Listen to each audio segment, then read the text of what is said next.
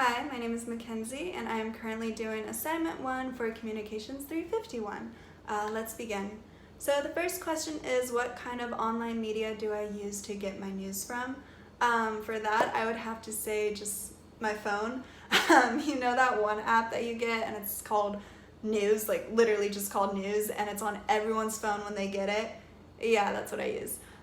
So when I wake up, I'll turn over and then scroll down and just go through all the news articles that my phone recommends me and click the ones that seem interesting to me and go from there to stay informed.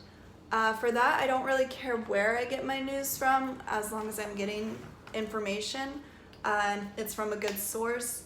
But my phone does tell me that I generally look at stuff from the Wall Street Journal, Washington Post, and Times.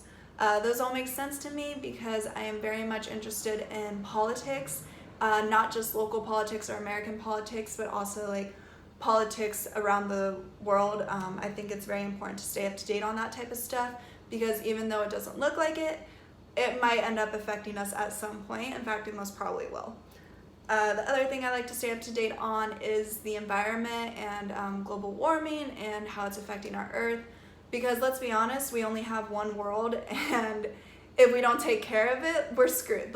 Until we reach Mars, this is it. So pick up your trash.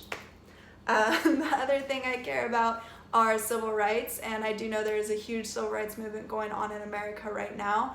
But even still, there are civil rights movements going around all the time around the world.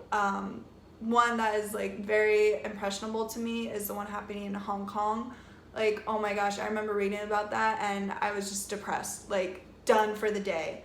But I do believe that it was important to know about that and know about what's going on in the world, because again, this will end up affecting us in some way.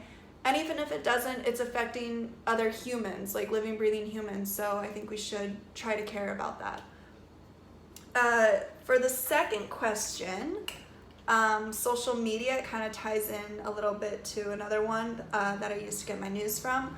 That would have to be Twitter. I look at a lot of Twitter news because I do think it's an important way to stay up to date with the little lesser known stuff.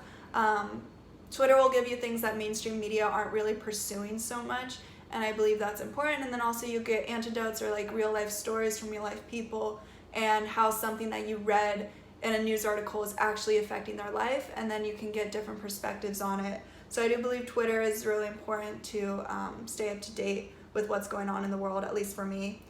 And then also Twitter, you can be going through that terrible stuff and it's just really harrowing, and then all of a sudden you see a cute video of baby pandas playing in leaves and your day just got 10 times better. So why not enjoy it? The other social media I use would be Instagram. I don't really use it a lot, but my friends do, and I like to stay up to date with what my friends are doing.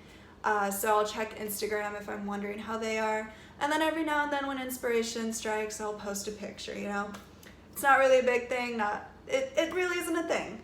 The other thing I use, but not really, is Facebook. I don't really use Facebook. I honestly just have a Facebook account so that I can stay up to date on what my grandma's doing and my grandparent or my granddad and all of these other people in my life that don't use Instagram or Twitter. And that's literally why I have a Facebook. And that's about it. I don't really use a lot of social media. I mean, YouTube, Pinterest, random stuff here and there, but those are the main ones that I use. Thank you for watching. Bye-bye.